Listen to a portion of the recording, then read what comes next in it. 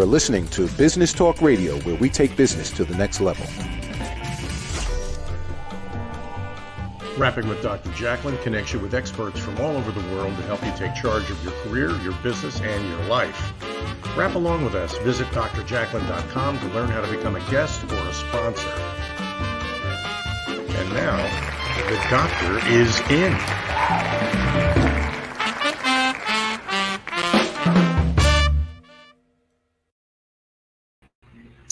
Hi, welcome to USA Global TV. You are watching Rapping with Dr. Jacalyn presents A Better You. Lessons from the best coaches, consultants, and trusted advisors. I'm your show host, executive producer, director, and broadcast engineer, Dr. Jacalyn Kerbeck. And our show is all about lessons, presentations from people I've hand-selected who are at the top of their industry, leading their field. And they come here 6 times a week. We have team members come and present short, bite-sized lessons. So today we are joined by 2 of our team members. Let us welcome Daphne Diluce and Hiett Ives. Hello, welcome. Good morning. Hi, good morning, good afternoon, good evening. It's nice to see everyone. We are global, so we have people from all over the world, which is tremendous, isn't it? Wonderful. Yes. Daphne, you are joining us from England, from London, and hi, you're joining us from the great state of Texas. And the great city of Houston. Yes, fantastic. Well, we've got a dynamite show today because we've got the 2 of you. And Daphne, what are you presenting on today? I'm working, I'm going to talk about decoding men and women. I'm being very brave today. I love it. And hi, what about you? What's your topic? The 1, 2, 3 of trade shows, getting back to live trade shows. What you need to do to make it happen. Fantastic. Great information, especially as we embark on our own trade show. So that's very timely. Thank you. All right. Before we begin, I'm just going to let our audience know. I'm going to spotlight each of you and ask you to give a little bit of background about yourselves and anything you'd like our audience to know about the work you're doing and the value you're bringing to the world. And then Daphne has decided she will go first and she will present her lesson. Hiett and I will be watching backstage, and then we will reconvene with you and share our feedback from the lesson. We'll take a commercial break. Hiett will then bring you out, and then Daphne and I will share our thoughts with you. How does that sound? Excellent. Did All right. Get that backwards? Did you get that backwards? Daphne's coming out first? Yeah, Daphne's coming out first, right? Yeah. Yeah, absolutely. Okay, so Daphne, I'm going to highlight you. Tell us all about your work over at Roar Media Creative and the other projects that you are working on. Oh, well, hello, everybody. Good morning, good evening, good afternoon, wherever you are in the world. It's so lovely that you're here. Well, my name's Daphne Diluce, so I am a brand pioneer. I am peace ambassador. I'm a design and builder, and so much more. At Raw Media, I spend my time designing brands, creating business models that monetize, and helping people actually become who they are out on the global stage. And that's my job. Well, it's more than a job, it's a passion, a vocation. It has to be. And today I'm presenting Decoding Men and Women, because whether you're in the love place or the workplace, it's very important how to understand not only yourself, but others around you. And the biggest challenge I have seen in my life is to watch how men and women talk to each other and understand each other or not. So today is going to be a really interesting topic to talk about. Fascinating. Thank you, Daphne. Hiett, I'm going to spotlight you. Please tell us about your latest projects and what you're also working on. Hi, well, I'm Hiett Ives. I'm a business marketing communicator. I specialize in business-to-business trade show marketing, and that's what we're going to be talking about this morning. I'm also active in the senior market, having put together a series of television programs called Boomer Connection, for seniors by seniors. And business marketing communications and communications to seniors are the two focuses that I'm working on right now. Lovely. Thank you, Hiett. So, Daphne, are you ready to go, or should we go take a commercial break? No, well, I'm ready to go. Whatever. All right, let's do it. You're the boss. You tell it. Let's do it. Now we will spotlight you, and I also do have a slide for you. So shall I put that up now? Yes, just for a couple of minutes while I talk over it. Just have one. All right. Hiett and I will go backstage. We'll see you.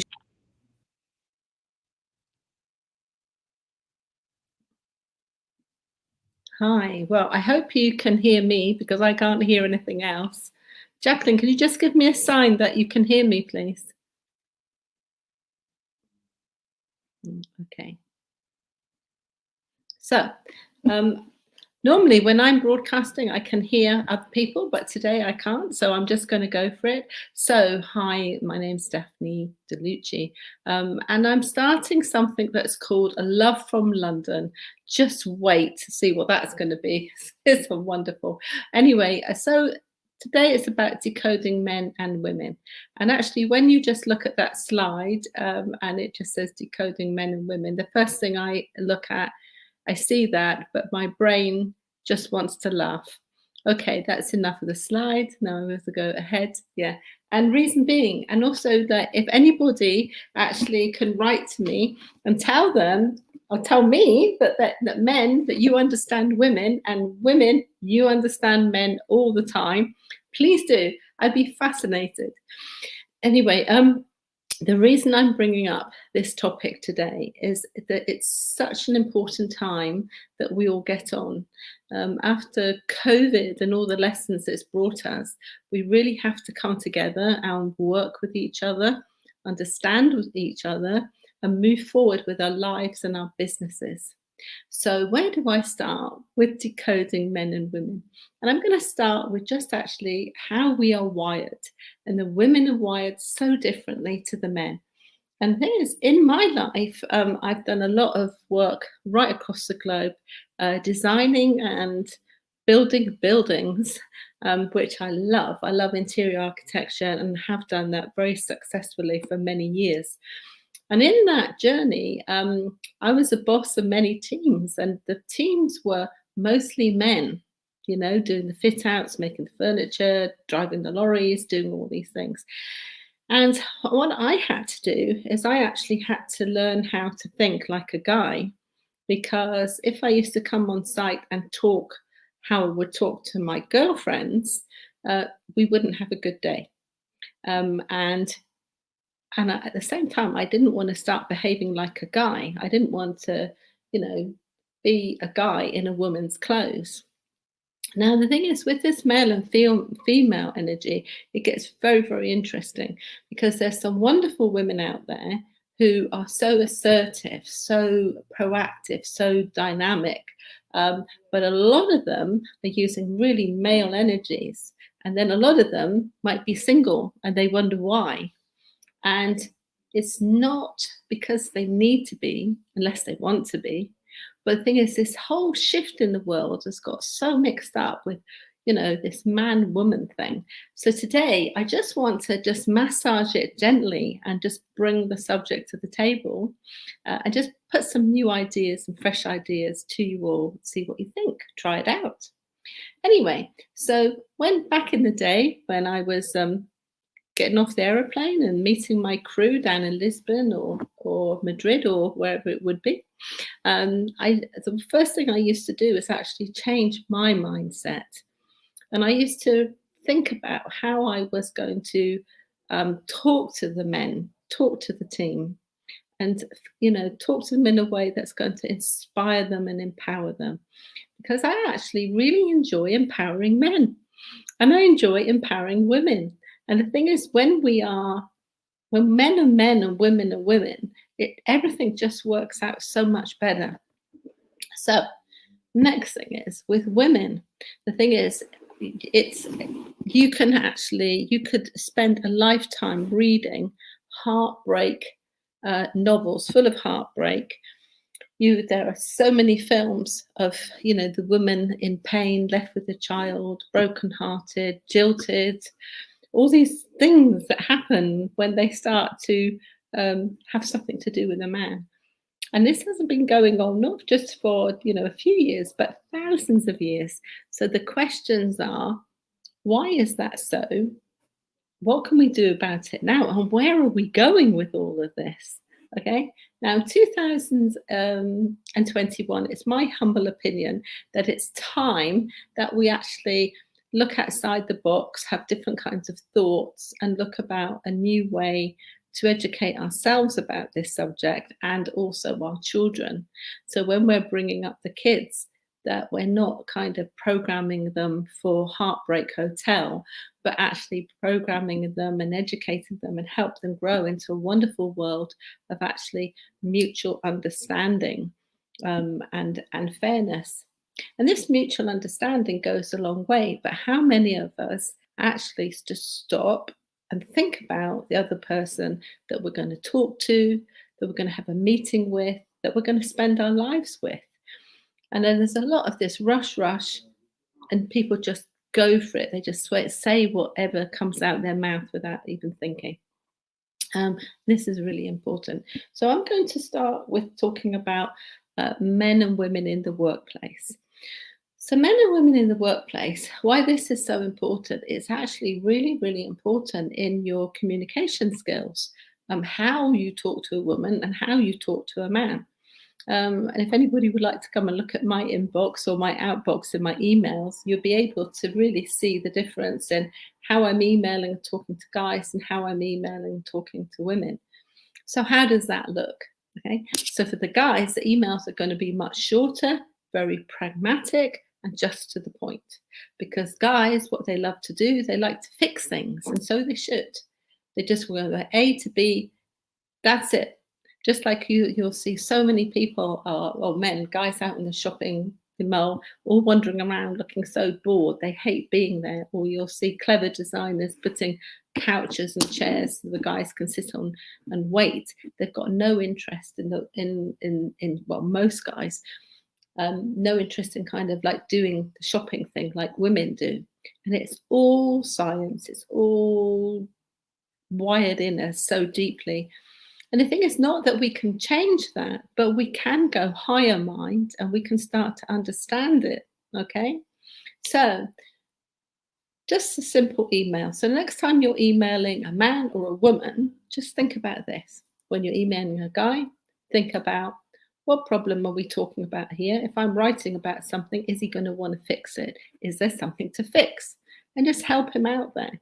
Don't tell him what to do. Don't disempower him.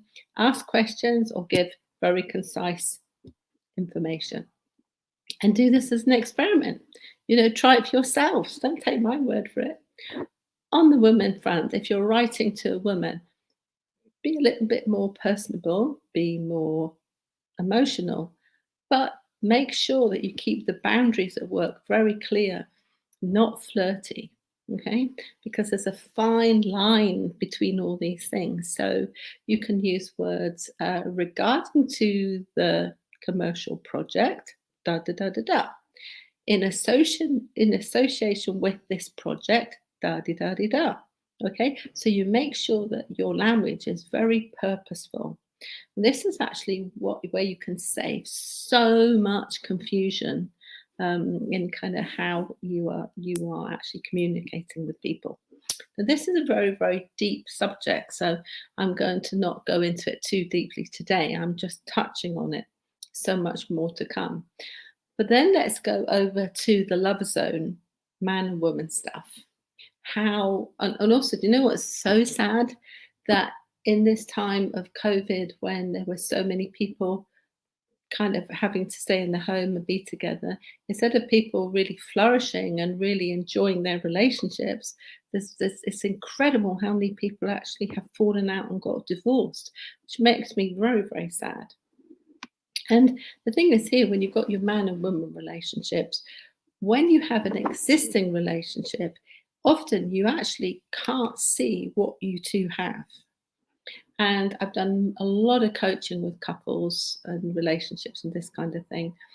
And I see it again and again. And I remember recently there was a couple, and I said, well, you are both in your own marriage, but you're in your separate marriage. You, sir, are in your marriage. You, madam, are in your marriage, but it's not the same one. So let's build the one that you can share together. And this happens with so many people because when they find it difficult to communicate, they step back and step out. And they can do that in many ways, by not communicating, by not talking, by not nurturing, these kind of things. So this is another subject that I can go into in the future on other things, more to come. But then let's go to the dating side of things. When people want to find their love or find a decent person to build a life with. And quite a lot of people will talk themselves out of this because there's some very simple ways to actually be available and actually step into love in many ways. And it's not as hard as people think. It's easier than it seems. And actually, it's not about so much what you do or what you wear.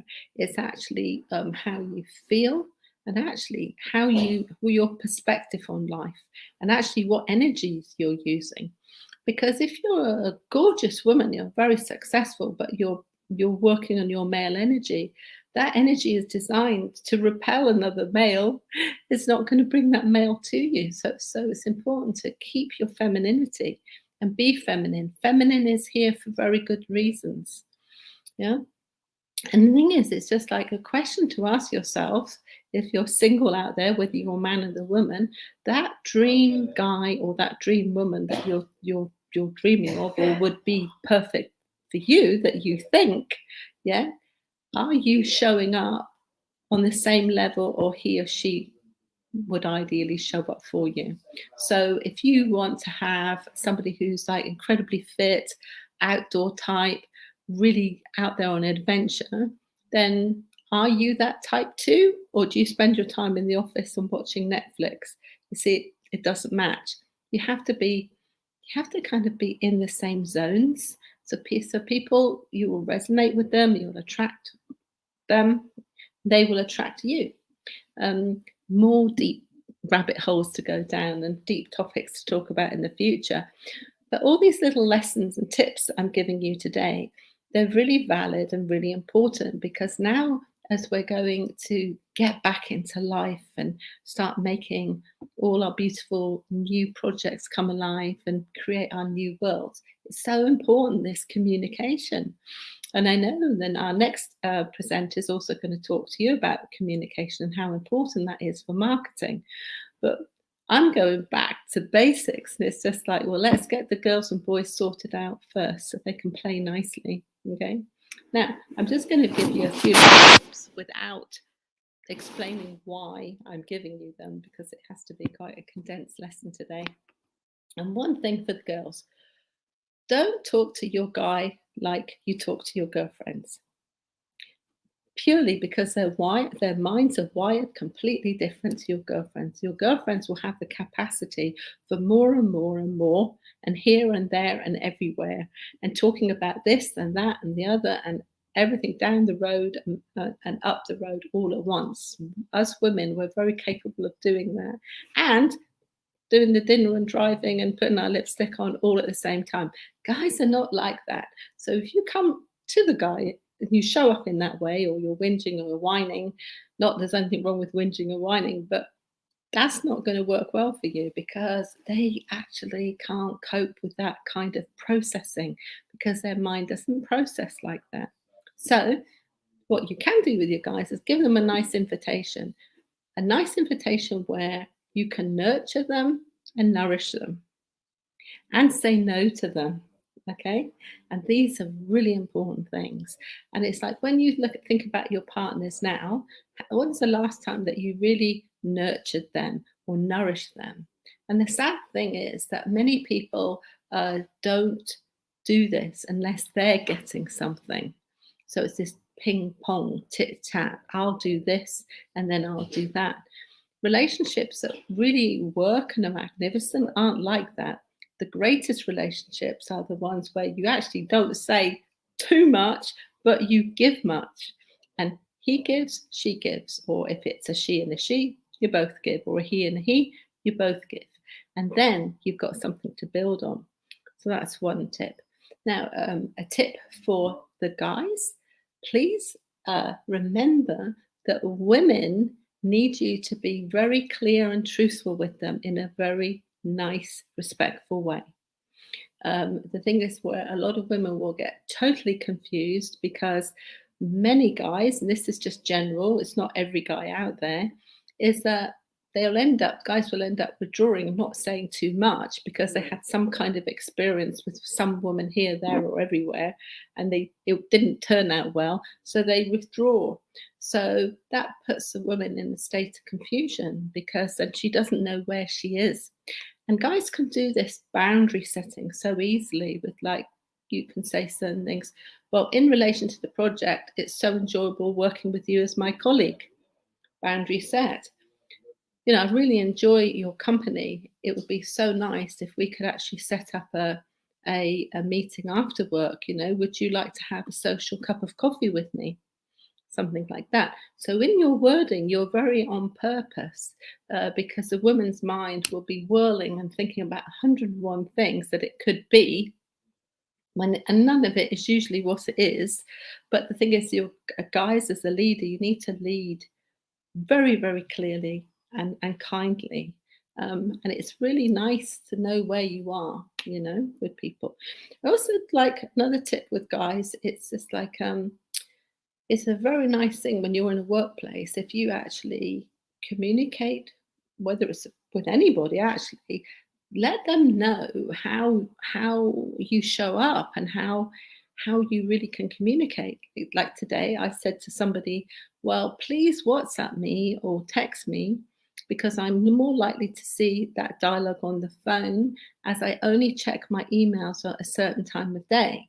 If you email me lots of different little messages, I'm not going to read them till later on in the day, as I have so much content I have to make in the beginning of the day. So that's the best way to communicate with me. What do you like? Should I phone you? Should I write you? Should I text you? Or what would you like? Great dialogue, because the thing is, none of us are mind readers. Okay, so I hope today you're beginning to kind of think about the difference between how men are wired, how women are wired.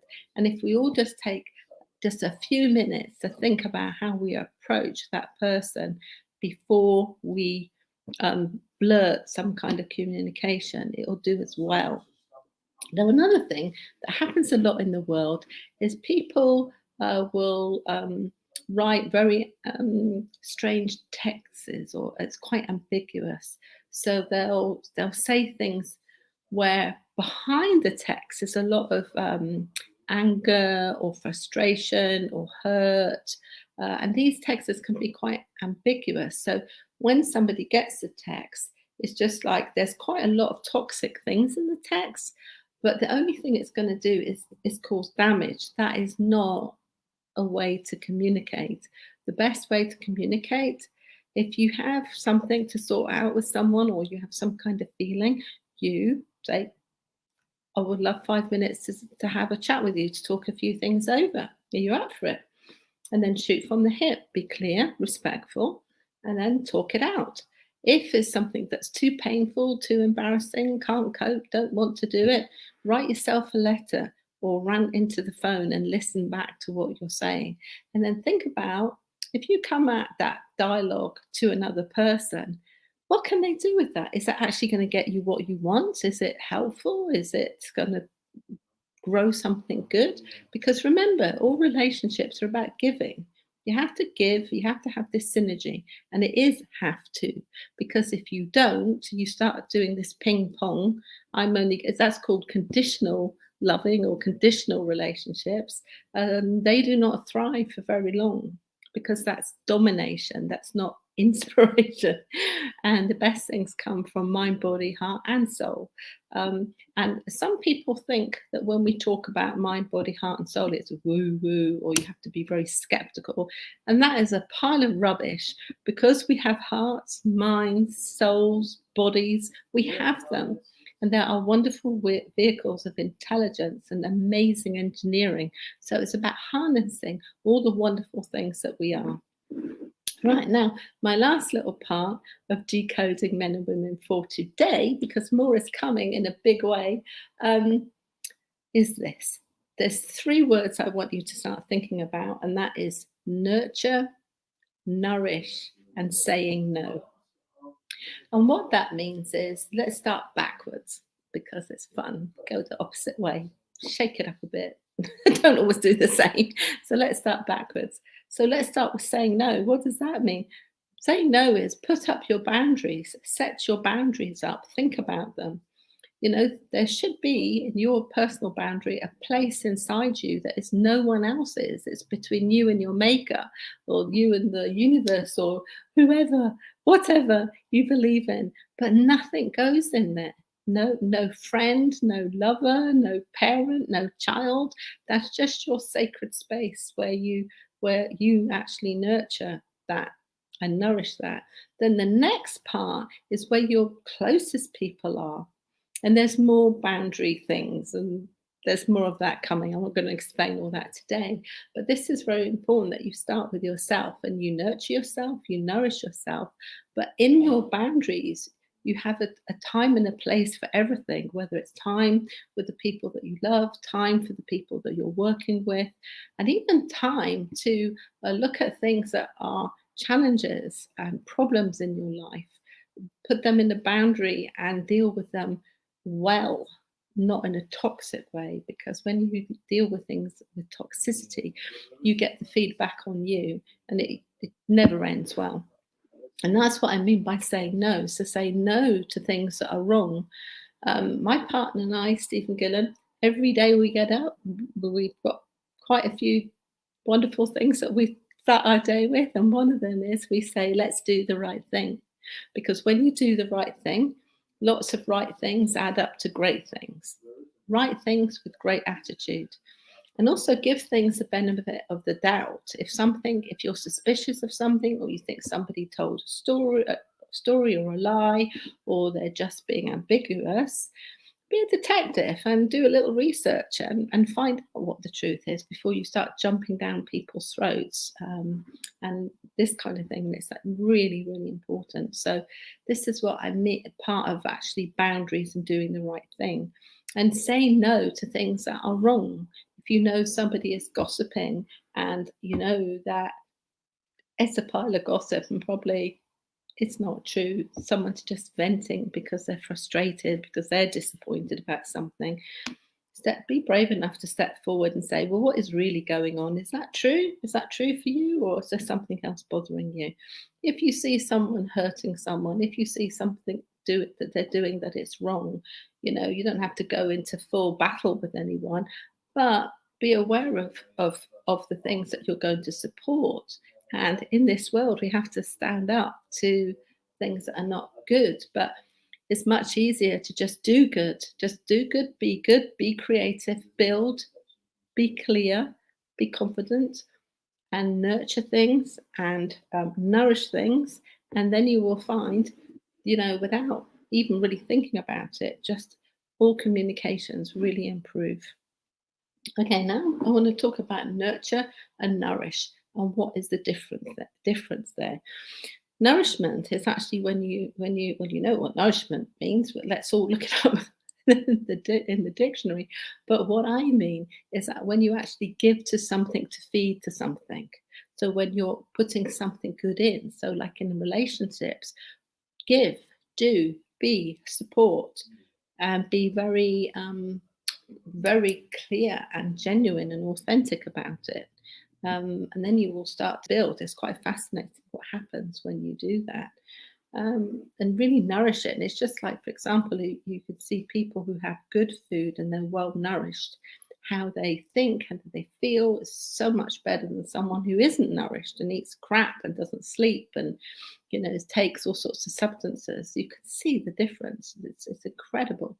But then nurture is something else. Nurture, I'm seeing, is more on the emotional arc, where you actually just take a little bit more care. Take more care before you open your mouth and rant at someone or criticize someone. And if you've got someone, if you've got something to say where it's a criticism, look at yourself first before you start to criticize. You don't want to embarrass yourself. Yeah. So all these things are so important, but so simple. And when we actually bring that into the workplace, and I'm going to end where I started with, when I used to go with all my team through Europe with all the building and design. I always spoke to all my male colleagues with respect. I didn't confuse them. We used to have wonderful design manuals, which were like books, and everybody had one so you could see what we were doing. Preparation is absolutely key. So whether you're going to have a trade show, which you're going to hear all about that soon, or whether you're going to write a book, or whether you're in a relationship, or you're running a project, it's preparation. And a part of preparation is actually decoding men and women. How do we both feel? How do we both think? What are the differences? So, use your wonderful skills that you will have naturally to make this all better for yourself and others. So that's me for today. More coming soon. And I'm really fascinated to see what Dr. Jacalyn's going to make of this one today. Thank you. Woo! Outstanding. Oh my gosh, you hit the mark with so many different levels, and we could just spend the rest of the day talking about this, actually. Couldn't we? Really resonated with me on many levels. Before I give you my endless feedback, I'm going to go to Hiett from the gentleman's perspective. What say you, Hiett? You make some very good points. Back in the day when I was doing trade shows for companies, it was a man's world. The majority of the marketing communications people are female, and the different level of communications on the trade show floor. I'm thinking, I didn't have to deal with very many women. However, in today's world, a lot of the women are having to deal with the men on the trade show, and I like your thing of lots of rights equal great on just a day-to-day basis, on a activity basis. Do lots of things right. All of the little things add up to the big things. So those are the two messages I took away. Wonderful. Fantastic. I have been told many times when I was in my corporate career that I was always acting and speaking like a man. And I think that's because I grew up, with men all the time in business. And when you're with men, you kind of assimilate and take on a certain attitude, which let's get it done. Okay, let's move. Let's run Buffalo. Let's do whatever it is. And for a lot of time, I lost that sensitive, sweet understanding, and guys would call me out on it. And I've actually had to work really hard because I find myself falling into that pattern again because I do spend so much time working. So I think it is really important that you keep both of those sides of your personality.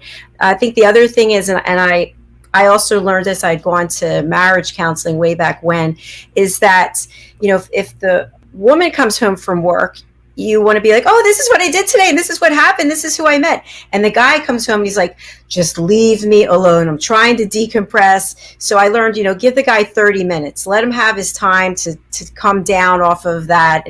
And with the woman, it's more like touchy-feely. Although I'm the guy now, I'm like, leave me alone.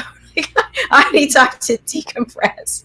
So I thought they were all really good points. And also about emailing, that was interesting that you don't email a man and a woman the same way. Hi, I see you shaking with your head. What do you think about that? Well, yeah, the two things. No, if you try to write an email or a text with humor, stop. Don't do it. It don't work. And on the other side, back when women started to, I won't say invade, but started to get involved in the sales areas where men had been salesmen for years, and the men said they're going to fail, and many of them succeeded because they had the listening ability. They asked the questions. They weren't sale. It was tell me what your problems are, tell me what your needs are, and then they were able to solve those needs. So the different, men are from Mars and women are from Venus. It's the difference in approach, and when you recognize those differences in approach and accommodate to them, it's going to be a win-win situation. I love what you're saying, and I love the word accommodate, because the thing is, this is where people, they can get lost. So much can get lost in translation, and so much can get lost in actually meaning well and being busy. When people are just kind of going at it, hitting it. I made up a saying that's called "Run Buffalo," and now Dr. Jacalyn's using it. And what I mean, my partner is very strong and very willful and incredibly powerful, and literally, it's like I can see him in the office where I can almost hear these buffaloes going, boom, boom, boom, boom, boom, boom, where he's got such a force.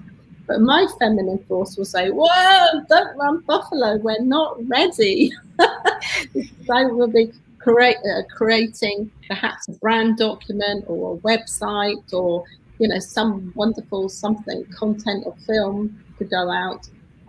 And so it's not he needs to run buffalo, and so he does really well. So that's where the saying comes. But that's actually a very good example of male and female energy, because I'll be nurturing something, making something, molding something, and then he'll come along to take it out, or to hunt people to share this thing.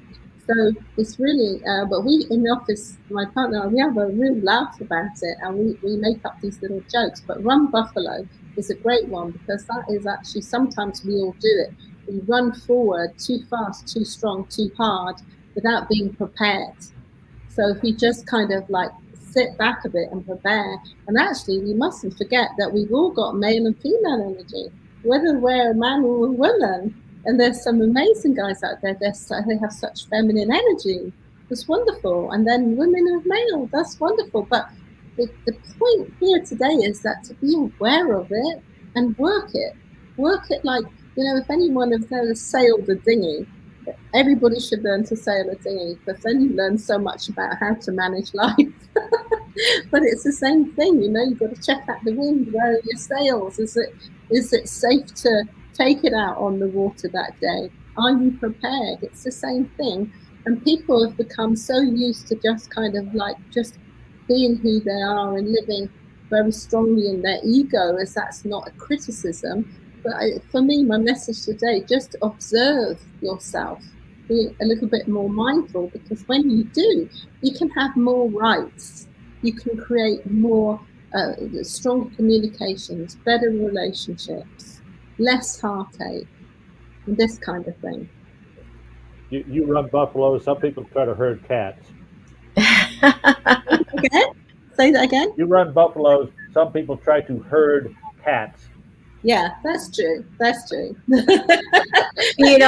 A comment I just want to throw out there. So I feel like I do run buffalo. I'm not afraid to try new things. I'm very curious. If it doesn't work out, I move on. I take risks. But I think a lot of that has to do with the fact, and again, we could have a therapy session about this, but for me, and maybe for other people out there, I've always been on my own. I've always had to support myself, even when I was married. So in a lot of ways, I've had to make decisions throughout my entire life that are related to business or personal.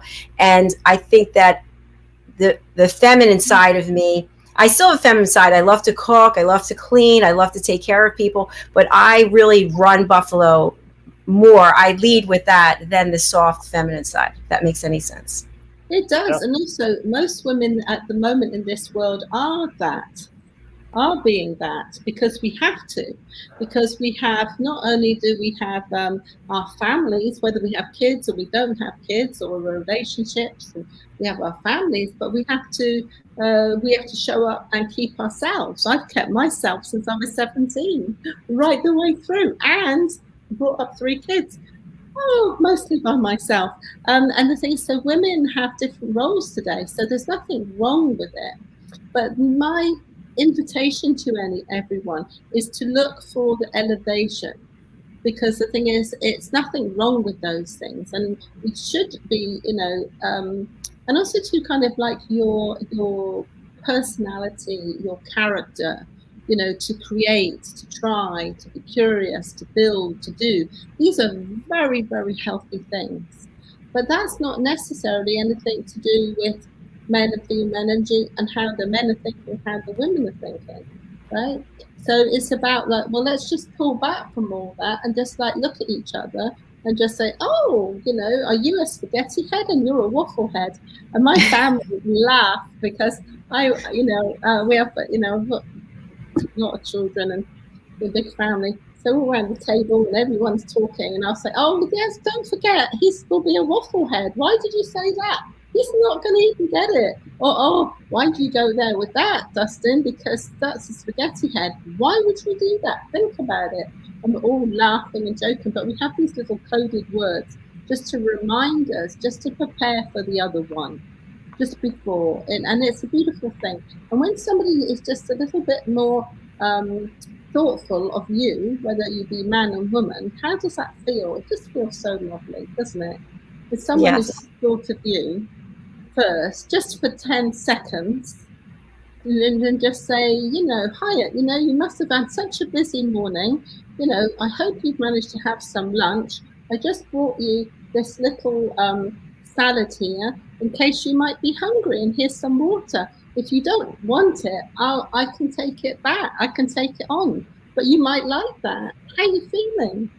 Yeah, then the thing is, it's just this feeling of being thought of is so important, and that's what we all could do with a little bit more thought from others, and then how are we thinking about others? So we do have to think differently for a guy to a woman, because we respond in different ways.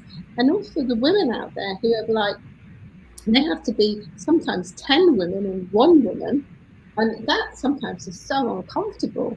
So sometimes kind of when people say, oh, your femininity, you might want to smack them. So that, and you're exhausted. And you think, feminine, whoa, like that. But the thing is, it's all, I also have a great sense of humor with this, but it's work in progress, and we are human. It's one of my things, right? Let's just be human. So these are all invitations today, but there's lots of wisdoms in my words. I definitely agree. Thank you, Daphne. That was a pleasure. I'm going to go and watch it again. Mr. Hiett Ives, it's your turn to go. Would you like us to go to commercial break, or are you ready? Well, let's do a commercial break real quick. All right, let's take a quick break. Stay with us. We will be right back. We're going to hear from Margie Cedrone, artisan jeweler. Located at 121 Haddon Avenue in Westmont, New Jersey, is Margie Cedrone, artisan jeweler. Margie's been in business for more than 30 years.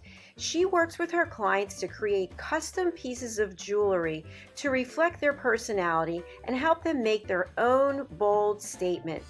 Starting in the renowned Jewelers Row in Center City, Philadelphia in 1988, Margie works directly with her clients to develop one-of-a-kind pieces such as necklaces, engagement rings, wedding bands, unique watches and tennis bracelets, as well as a myriad of rings and earrings for everyone in your family.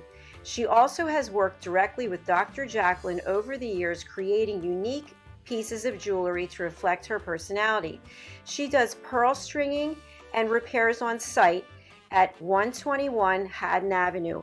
Call or text Margie at 215-384-7155. Margie Sajone Jewelry is open by appointment only. Make your own bold statement.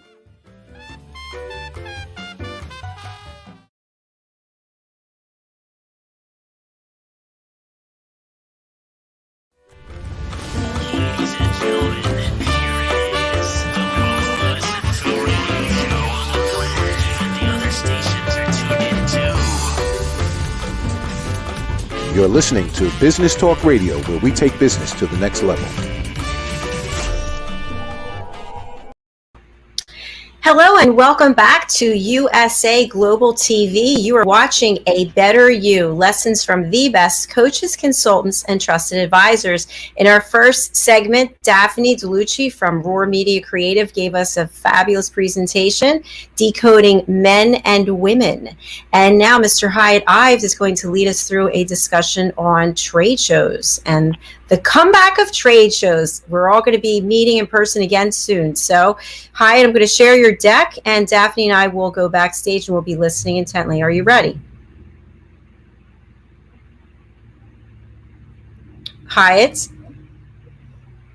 He appears to be frozen. Put up the time clock for me, please. Okay, absolutely. All right, you're back. You were frozen. I'm here. All right, here we go. Yeah, you've been frozen too. Can you put up the time clock, please? There it is. Yeah.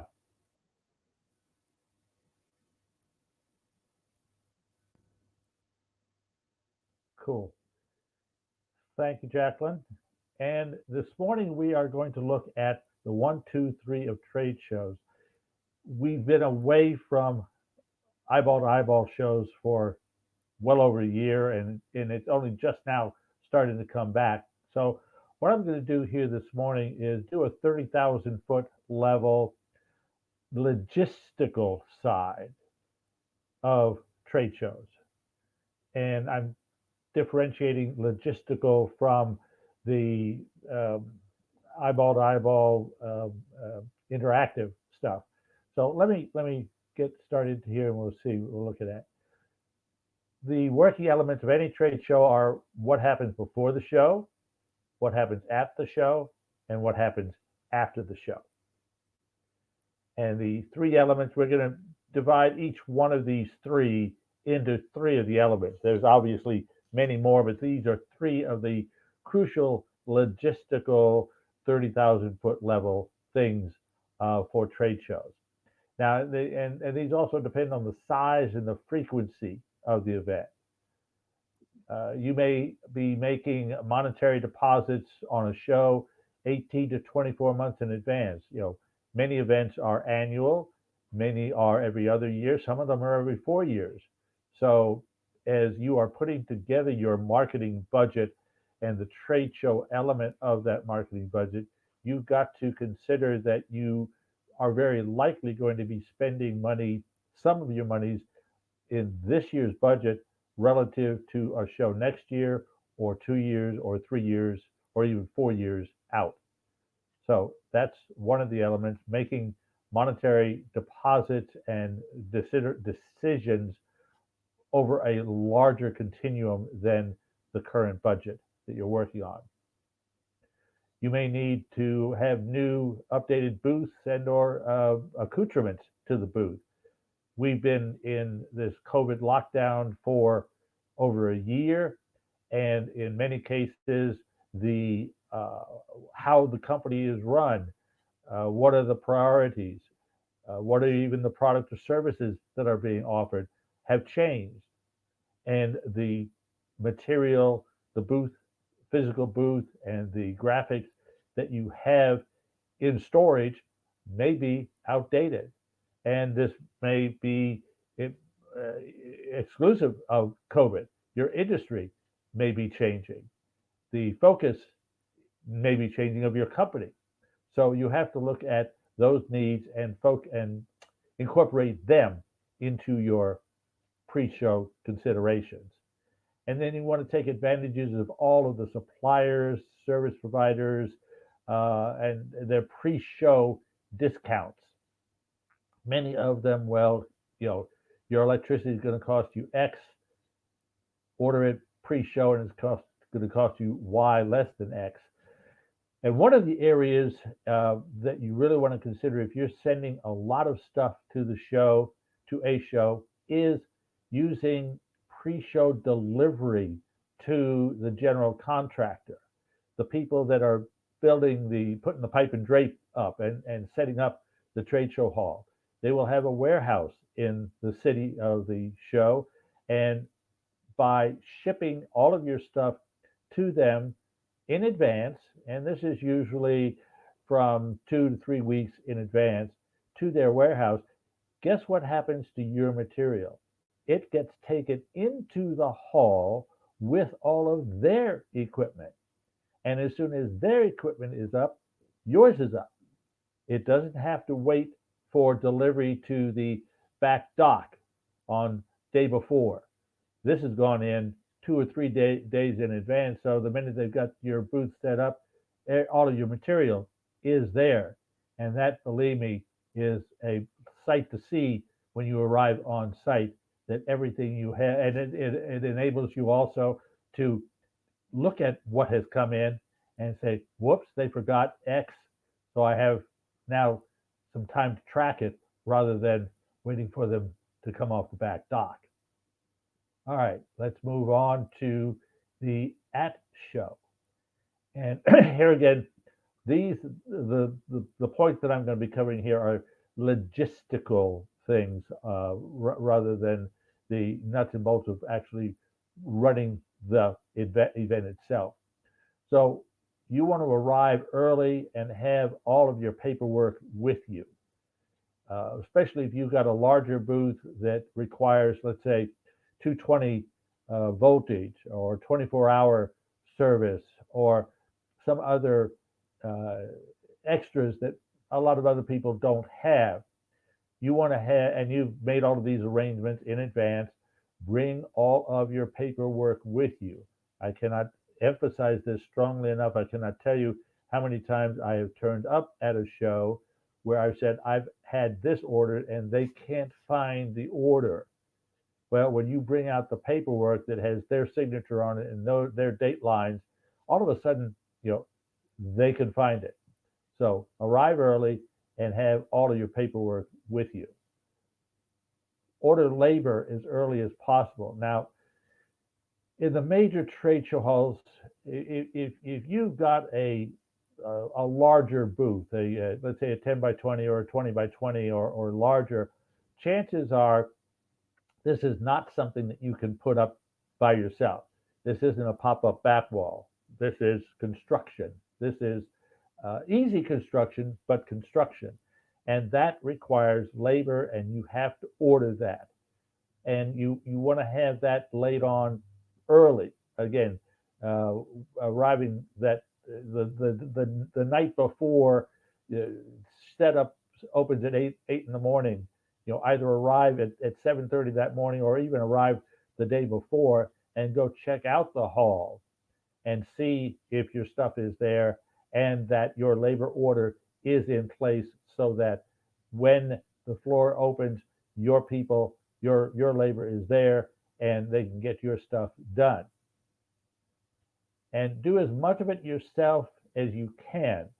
Obviously, if you've got a 10 by 10 pop-up and you roll it in yourself, then you can set that up and it's all yours.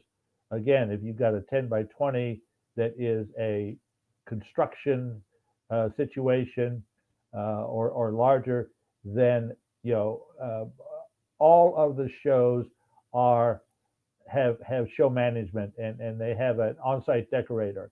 And depending on how strong the union is in the city where you are exhibiting, they can be easy or they can be hard to work with. Better to have the decorator on your side. Have him as a friend. You don't want to cross them because they can do some dastardly deeds. I can tell you a whole bunch of stories where I've watched people defy the powers that be, and guess what? The powers that be end up winning. All right, the last area. Oh well, let me back up one second. Well, no, we'll do it here. The last of the three is post show. Now, you want to start your follow up as soon as they leave your booth. Now, how soon can that be? Here's how soon it can be. On setup day, you have finished setup. You go out in front of your booth with your cell phone, and you take a selfie video, and it's thank you for stopping by our booth. Really enjoyed visiting with you. Look forward to working with you going forward. Click. Now, why would you take that video? Well, because relative to post-show follow-up, after they have visited your booth, you then, as they're walking down the aisle to the next booth, they get a text message or a text, and they open it up and it says, thank you for stopping by our booth. I enjoyed visiting with you and look forward to visiting with you going forward. How about that for immediate follow-up?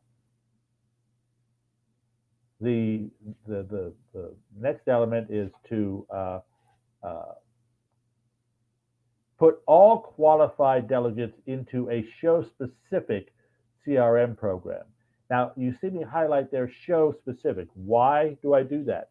Well, if you're selling left-handed widgets at the show, and you know the time frame for left-handed widget sales is usually 5 to 6 months, and you know what you have to do in month 1, month 2, month 3, month 4, month 5 to yield that very hefty left-handed widget sale, you want to start that process for everybody at this show.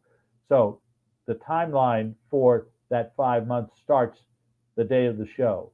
And then you have benchmarks along the way so that the salesperson that might make the 1 or 2 calls and find people unavailable or whatever, and then let them fall off, they're going to be riveted onto this per the CRM program. 80%, the old 80-20 rule, 80% of all trade show leads are not followed up on. Now, to follow up on the 20% correctly and efficiently, use this CRM program for the show specific, and stretch the follow up out as far out as needed to get a yield on the sale. That's again saying, relative to what you're selling at the show, put together the CRM. And if you're selling 2 or 3 different items that have different sales cycles, then put the people that are buying the left-handed widgets into the left-handed widget CRM program, and those that are buying the pink right-handed widgets, then they go into that CRM program. So it allows you to specify as much or as little as you want. So in summary, we have every trade show and event has 3 key stages, which are before, during, and after. Each of these has at least 3 components, and quite honestly, most of them have far more than that, but for simplicity here and time frame, I went to 3. And each one, they also have multiple ancillary checklists. Well, what do you mean ancillary checklists? Well, the 3 that I did were focused directly on the show itself, but these ancillary ones, which also have components of themselves, such as transportation, room, and board. That's a whole another element that has to be considered. Entertainment, hospitality to key prospects and clients. Again, it's a time element, and there are cost elements that are ancillary to the show itself. And finally, collaboration programs with other exhibitors. I was with a large international oil equipment manufacturer. Excuse me. Its product had valves, it had O-rings, it had springs that other exhibitors were exhibiting. So I gave them cutaways of my equipment so that they could demonstrate their equipment in their booth. And I had some shows where I had a very large booth for my company, but I also had 13 sub booths with the other companies that were doing products and services relative to mine. So, in conclusion, with 1 minute and counting, you can head on over to Amazon and get my book, 88 Successful Event Strategies, which goes over my many years of doing this. And you can also contact me at Hiett@HiettIves.com. Call or text me at 832-372-6900. And we have run out of time. So, Dr. Jacalyn, I am returning it back to you, ma'am.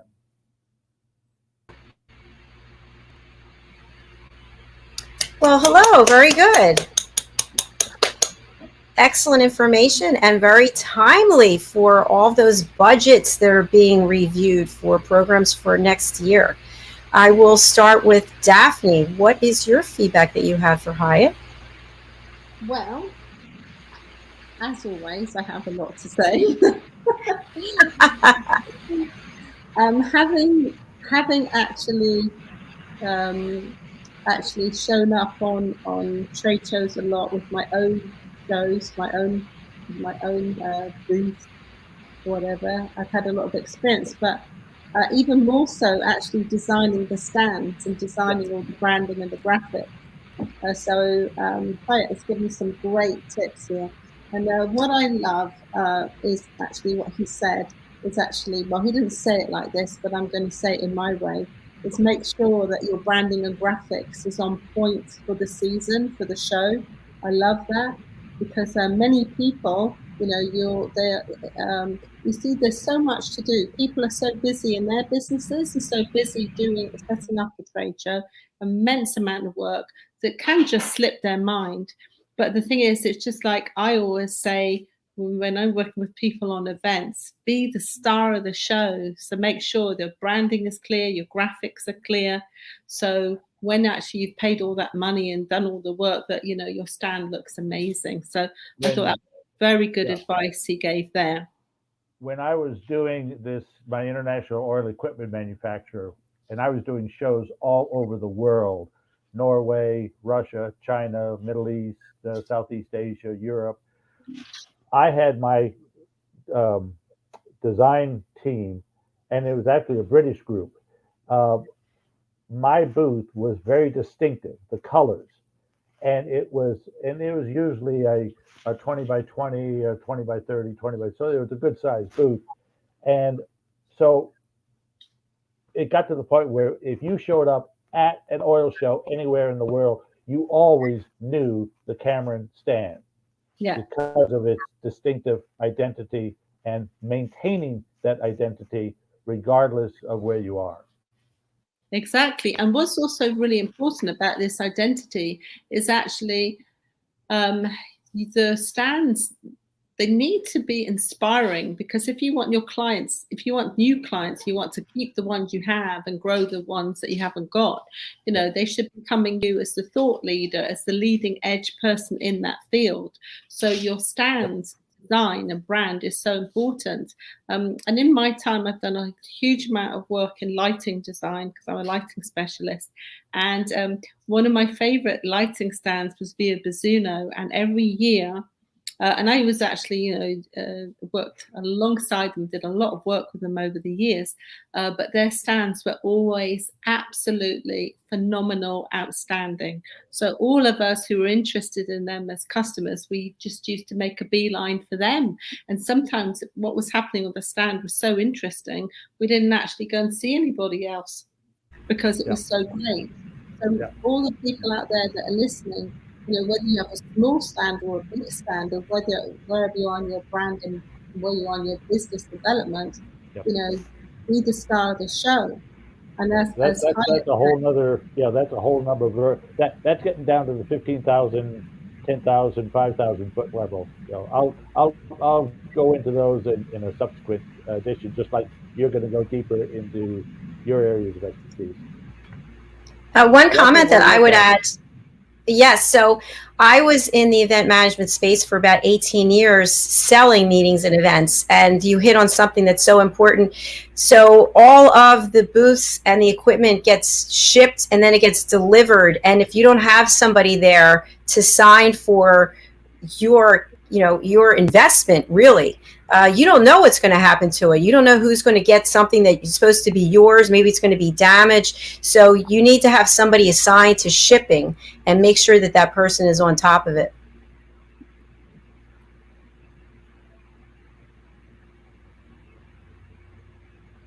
Daphne, I see you're here. Hi, it's frozen, I think. And that's why using the using the show decorator and shipping to them, your equipment is going to get into the hall before anybody else's. And when you show up that day early and everything is already in your booth, you're not having to worry about what's being delivered at the back dock and when it's going to get there.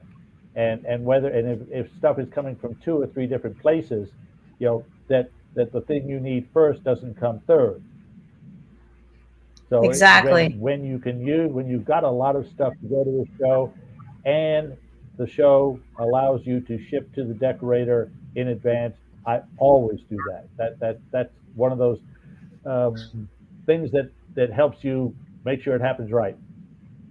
And another thing that is really good here, what you said, is actually to get the paperwork done. But nowadays, we're so fortunate that we have kind of the digital world, because we can actually, check on emails. We can write emails. We can ask what happens. We can ask people to, this is our checklist. Can they confirm things? And I actually think that's a really good idea before, kind of like a couple of weeks before or even 6 weeks before, write to whoever's organised it with your checklist and get them to confirm everything. That's been a godsend for me in the past, because it's a big deal and expensive, isn't it? It's time, money, energy. Yeah. It sure is. I also liked your point, Hiett, about contact the person, text them, email them just as they're walking away. So it's top of mind, it's relevant, and they're going to remember you more than someone else who didn't bother to do that. And by doing it, by taking that step of the selfie in front of your booth with the booth in the background of you can only do that the day before the show. You can only do that when nobody else is in the hall. And when you think to do that and do it right, you've got that available to you, so you can't do it while they're walking down the aisle because there's a lot of traffic, but you can send it to them an hour later, 2 hours later, that afternoon. But that first contact where the name of the company is behind you and the face that they interfaced with is on their screen, it's one of those little things that goes a long way. I agree, and I think that's a fabulous idea. And there again, it actually ties into what my talk, when I'm saying to prepare and think about other people, think about the process, how it's going to be. But one thing that I've always really loved about trade shows, and I still have some things lurking around my home, is that the gifts that people give me, like I've had like print packs, mugs, like nonsense to put on my desk, and I've just loved it. And not everybody gets them, and then you take home this thing, and then you've got the mug saying, Hiett's the best. Then just when you've forgotten him, but then you remember him, and then you've got to organize your show, you've got a nice cup. And that's another thing I do, product design. It's so lovely to make these products or interesting things, takeaways, which is another great thing, I think. Well, you've drunk the Kool-Aid. I abhor. I will not let my clients have giveaways, or if they have giveaways, if they have to be relevant to their product or service. Exactly, absolutely. But when I was doing all this international traveling, my daughter was very young, and the first thing happened when I walked in the doors. where are the goodies? Where are the chocolates? Where what would you bring home? That stuff doesn't go into the guy's office, and then as he's contemplating, the next buy of that product, says, oh yeah, here's the XYZ company. Yeah, they gave me this. No, there's their phone number. Let me call that. No. Focus on getting the information you need rather than giving away. I see what you're saying there, but I'm going to push back a little bit and come with some fresh ideas, because the thing is, there's something about that when it's about giving again, when you lean in and give. But the thing is, I think it's like I would discourage people from making tat and rubbish and kitsch, as we call it in England. That wouldn't be appropriate. But for example, like the things I develop for people and that we give, these things are interactive. So their takeaways actually lead you to do something else, and actually make create an opportunity where you can both then take it to the next level. It's not about, give a chocolate. I mean, yeah, sure, have chocolates or something there. You're absolutely correct. I'm talking about something else much more important here, and that's also. This also goes with preparation and branding and business, because you've really got to kind of think out what your relationships are with the people who visit your stand. Mm-hmm. And another thing on your stand, what I have seen, and it makes my eyes water, I've seen the most incredible stand.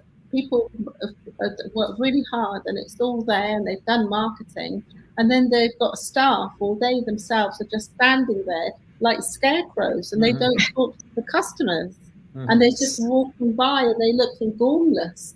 That's not good. Yeah, booth training. Yeah, booth staff training. But I have a client meeting this afternoon where he had unfortunately already pre-developed his backdrop pop-up stands, pre-pop-up stands, and it had lots of words on it.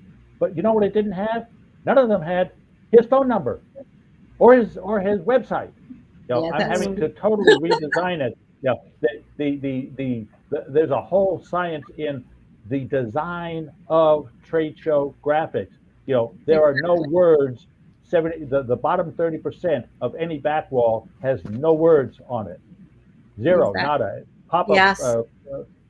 And we've all seen it where they put not only the words down there, they put an epistle down at the bottom, or they put their contact information. That needs to be up in, above the fold, if you will. We're all old enough to remember the above the fold concept. So that's a whole nother dimension of success. It sounds like we have a number of topics to discuss. And unfortunately, we've run over, and our next show is coming right up. So I'm sorry that I have to end it now, but you guys did a great job, and I'm looking forward to watching it on the replay over on USA Global TV on YouTube. So, Hiett, what's the best way to get in touch with you? Hiett at hiettives.com, HIETT at HIETTIVES.com, or 832-372-6900. That's 832-372-6900. You can also find me in LinkedIn. Thank you, Hiett. Daphne, what's the best way to reach you? The best way is simply email me. It's my name, Daphne at DaphneDiluce.com. I've got a very unusual name, so if you Google me, you'll find me there. Thank you so much. It was a pleasure having both of you here today. Thank you for bringing outstanding topics and presentations. Thank you. We'll see you. Have a great weekend. Thank you. Bye-bye. Bye. That was fantastic. I hope you were taking notes like I was. You can always go over to our YouTube channel. As I mentioned, all of our shows are there, USA Global TV. And coming right up, we have fashion, fitness, travel, and design with my co-host, Diane Floyd-Bame, and our guest is Lynette Medina. So we will be back in less than 15 minutes. We thank you for being here, and we thank you for taking this journey with us. Thank you, Daphne, and thank you, Hiett. I will see you guys later.